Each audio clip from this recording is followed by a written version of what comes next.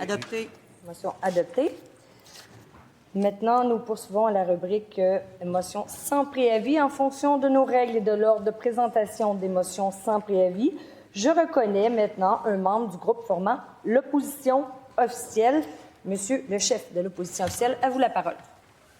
Madame la Présidente, je sollicite le consentement de cette Assemblée afin de présenter la motion suivante, conjointement avec le Premier ministre, la chef du deuxième groupe d'opposition, le chef du troisième groupe d'opposition, le député de Saint-Jérôme, le député d'Abitibi-Est, la députée de Rimouski, la députée de Laporte, le député de Rosemont, la députée de Saint-Laurent et la députée de Chomédé. Que l'Assemblée nationale témoigne de son effroi et de sa tristesse devant la nouvelle de la fusillade mortelle s'étant déroulée dans une école secondaire de Tumbler Ridge, en Colombie-Britannique, faisant plusieurs morts et des dizaines de blessés. Qu'elle exprime sa solidarité envers les familles des victimes et envers nos compatriotes de la Colombie-Britannique en ces moments de douleur et de chagrin. Qu'enfin elle observe une minute de silence en mémoire des victimes. Merci. Est-ce qu'il y a consentement pour débattre de cette motion? Madame la leader du gouvernement? Il y a consentement sans débat, Madame la Présidente. Cette motion est-elle adoptée?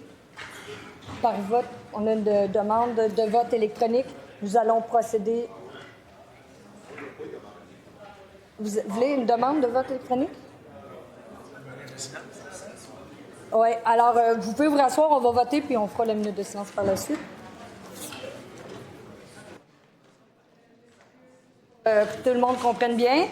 C'est Monsieur le leader de l'opposition officielle qui a demandé un vote électronique. Donc, nous allons procéder au vote électronique. Ensuite de ça, je vais vous inviter à vous lever pour faire observer la minute de silence.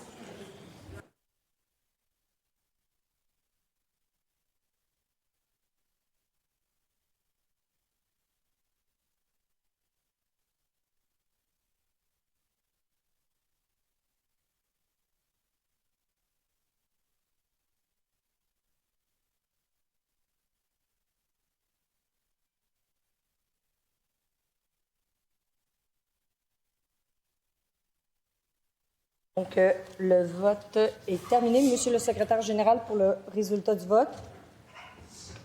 Pour 101, contre aucun, aucune abstention. Donc, la motion est adoptée. Je vous invite à vous lever, conserver une minute de silence.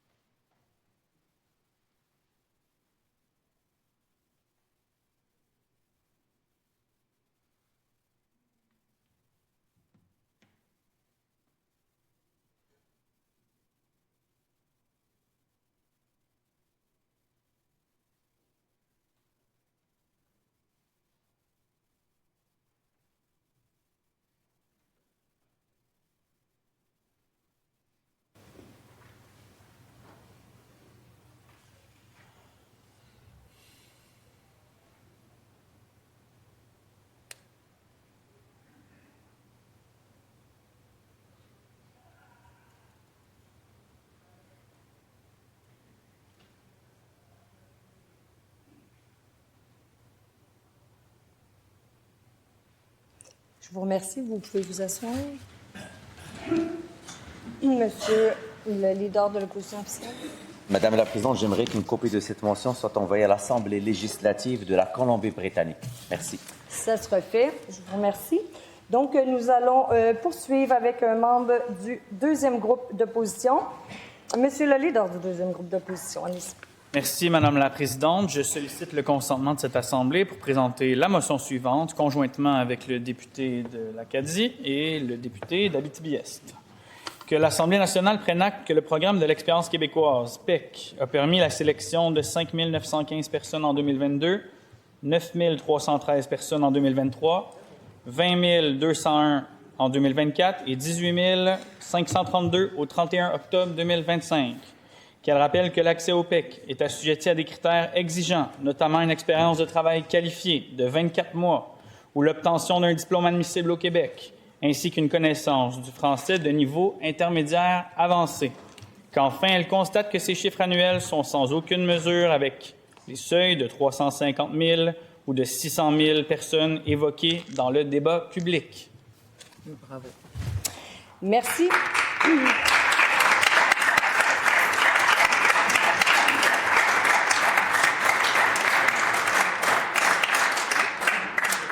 Est-ce qu'il y a consentement pour débattre de cette motion? Madame la leader? Comme il n'y a pas de consentement, nous allons poursuivre avec un membre du troisième groupe d'opposition. S'il vous plaît, s'il vous plaît. S'il vous plaît, est-ce qu'on peut poursuivre, s'il vous plaît? Je suis prête à entendre Madame la députée de Terrebonne, en fait, un membre du troisième groupe d'opposition. Madame la députée, à vous la parole.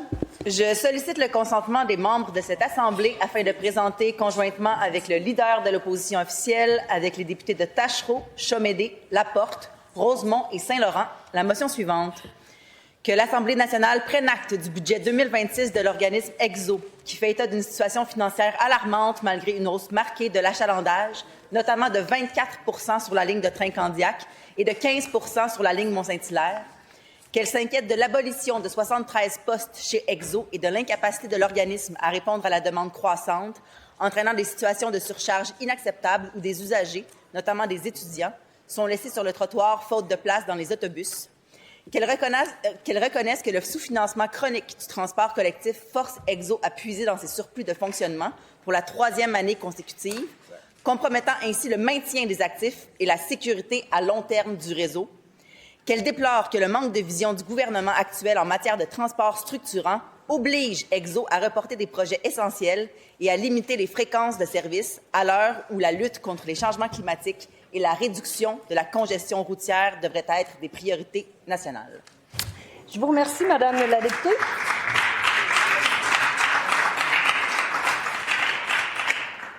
Est-ce qu'il y a consentement pour débattre de cette motion? Il n'y a pas de consentement, donc nous allons poursuivre. Je suis prête à entendre un membre du groupe formant le gouvernement. Monsieur le ministre de l'Immigration, de la Francisation et de l'Intégration, à vous la parole. Merci, Madame la Présidente. Je sollicite le consentement de cette Assemblée afin de présenter la motion suivante, conjointement avec le député de Laurier-Dorion, la députée de Rimouski, le député d'Abitibi-Est, la députée de Laporte. Que l'Assemblée nationale reconnaisse la légitimité du gouvernement du Québec à déterminer ses niveaux d'immigration, ainsi que de décider des critères de sélection de son immigration permanente, sans être influencé par les décisions du gouvernement fédéral. Qu'elle rappelle que la fin imminente de plusieurs milliers de permis de travail cause de graves inquiétudes dans la population de résidents non permanents et chez nos entrepreneurs, particulièrement dans les régions. Qu'enfin, elle demande au gouvernement fédéral de renouveler les permis de travail des travailleurs étrangers en s'arrimant au gouvernement du Québec afin de protéger nos industries, notre économie régionale et nos services essentiels.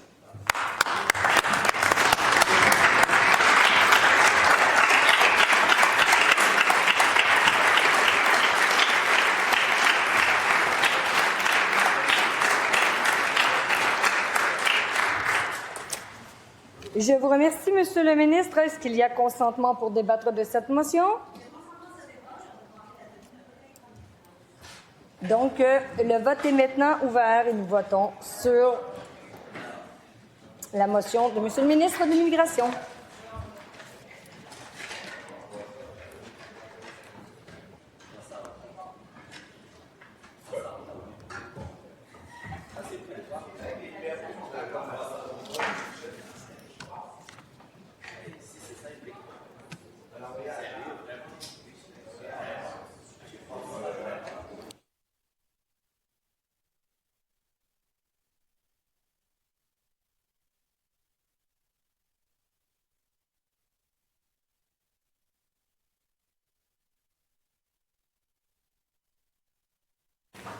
Le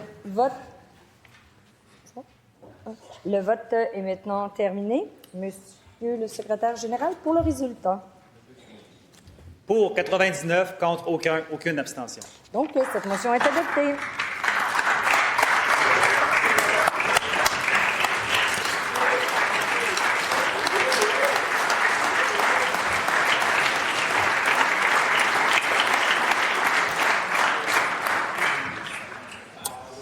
Madame la leader du gouvernement.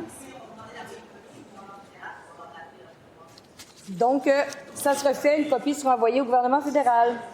Maintenant, une motion sans préavis ayant déjà été présentée par le groupe parlementaire formant l'opposition officielle, je demande s'il y a consentement pour permettre la lecture d'une autre motion sans préavis. Il y a consentement. Donc, j'invite Monsieur le député de Marquette.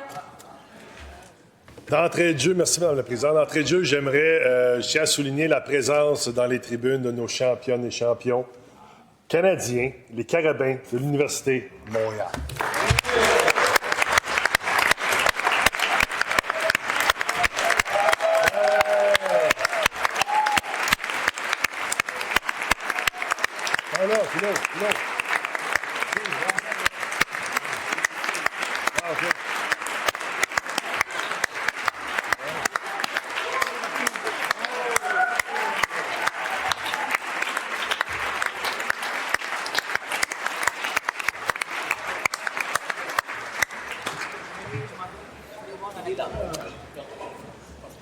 Sur ce, Madame la Présidente, je sollicite le consentement de cette Assemblée afin de présenter la motion suivante conjointement avec la ministre responsable du Sport, du Loisir et du Plein Air, le député de Gouin, le député de Matane-Matapédia, le député de Saint-Jérôme, le député d'Abitibi-Est, la députée de Laporte, le député de Rosemont, le député de Saint-Laurent et la députée de Chaumédé.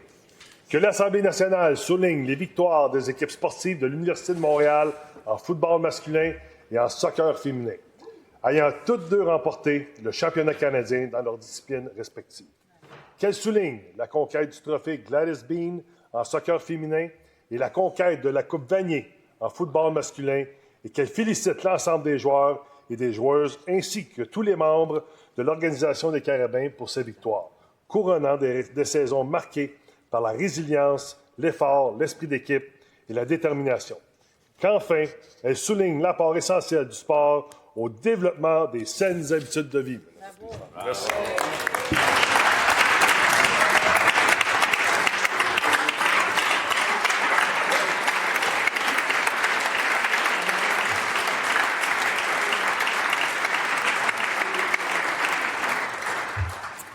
Merci, Monsieur le député. Est-ce qu'il y a consentement pour débattre de cette motion? Madame la leader du gouvernement? Oui, beaucoup de fierté, Madame la Présidente, dans cette motion. Donc, il y a consentement pour un débat de 2 minutes de rigueur par intervenant dans l'ordre suivant.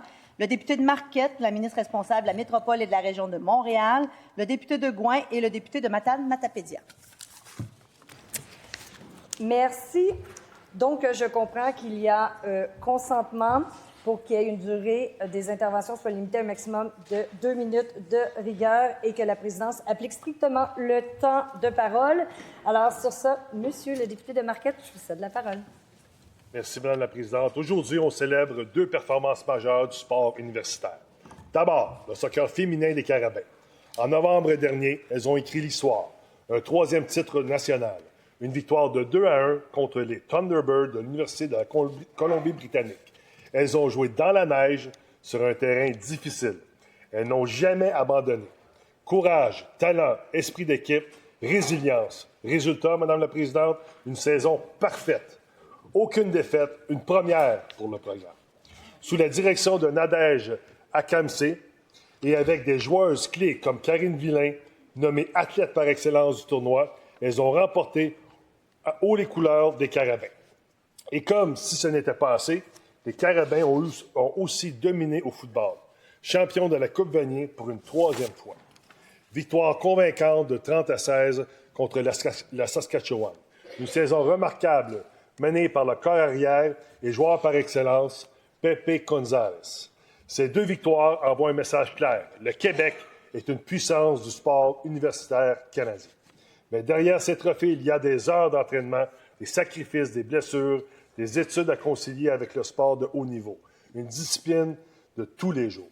Ces athlètes inspirent toute la relève sportive.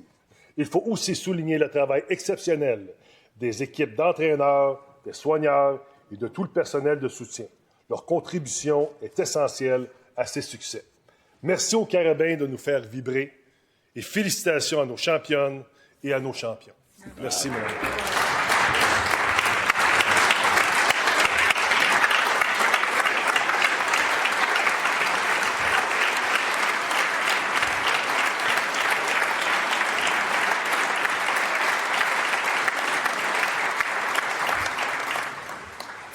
Merci, Monsieur le député. Maintenant, nous poursuivons avec Madame la ministre responsable de la métropole et de la région de Montréal. Merci beaucoup, Madame la Présidente. D'abord, je veux saluer le recteur de l'Université de Montréal. Je veux saluer la directrice des Carabins de Montréal. Je veux saluer les coachs et toute l'équipe de l'Université de Montréal qui travaille très fort avec les athlètes étudiants qui sont avec nous aujourd'hui. C'est une grande fierté de célébrer la victoire des Carabins.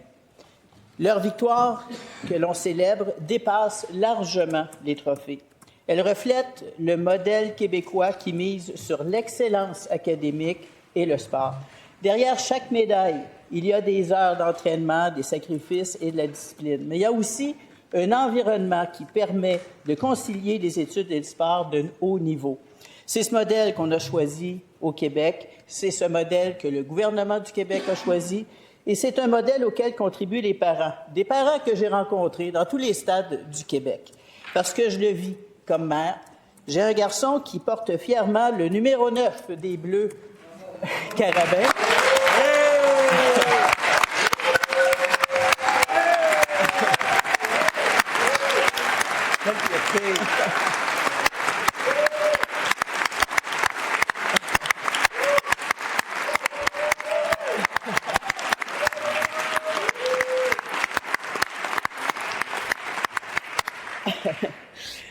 Ah, mon Dieu! Ah, c'est beau. Bon, le sport étudiant ne forme pas seulement des champions, des championnes, il forme des leaders engagés, des modèles, des jeunes qui savent aller au bout de leurs ambitions. En soulignant la victoire des Carabins, le football, l'équipe de football qui est allée chercher depuis 2023 sa deuxième Coupe Vanier, et l'équipe de soccer des filles qui est allée chercher un troisième trophée Gladys Bean, l'Assemblée nationale, nous tous ici, nous envoyons un message clair. On croit dans le sport étudiant, on croit dans nos jeunes. Merci, Madame la Présidente.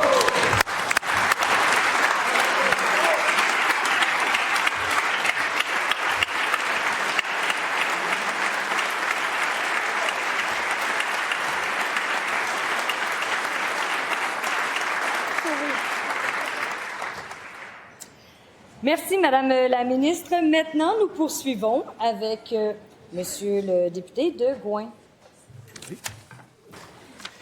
Merci, Madame la Présidente. Je veux bien sûr, moi aussi, saluer les joueurs de l'équipe de football, les joueuses de l'équipe féminine de soccer des Carabins de l'Université de Montréal qui sont avec nous aujourd'hui.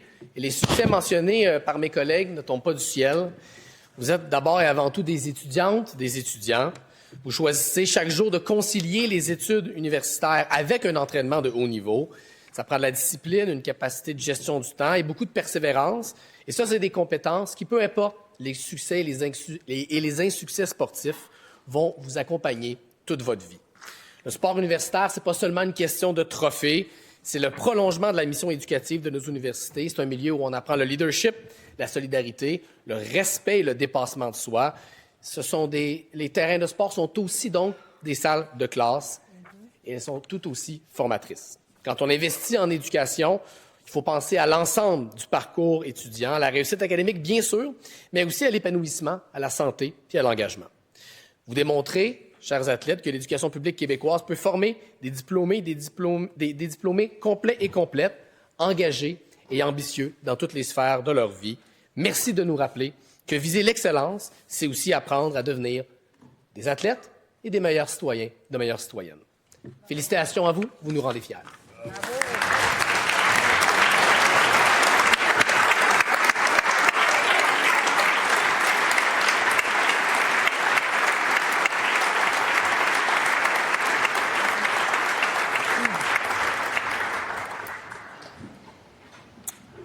Merci, Monsieur le député. Maintenant, nous allons poursuivre avec Monsieur le député de Matane-Matapédia.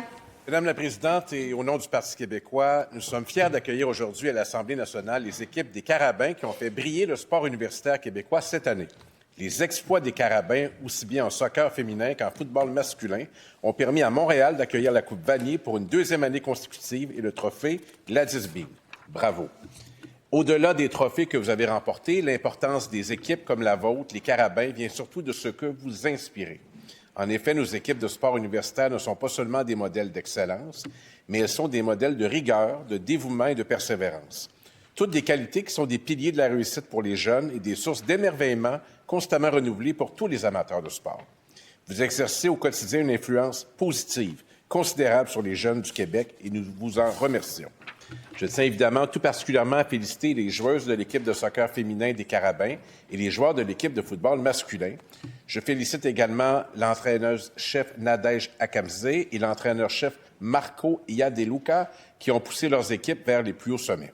Et en terminant, je salue également tous les athlètes sportifs de l'Université de Montréal et de partout au Québec qui font rayonner le sport québécois et inspirent notre jeunesse. Merci, Madame la Présidente.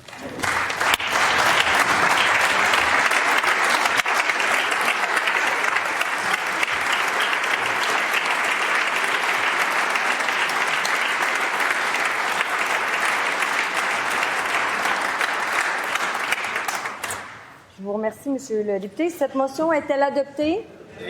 Motion adoptée.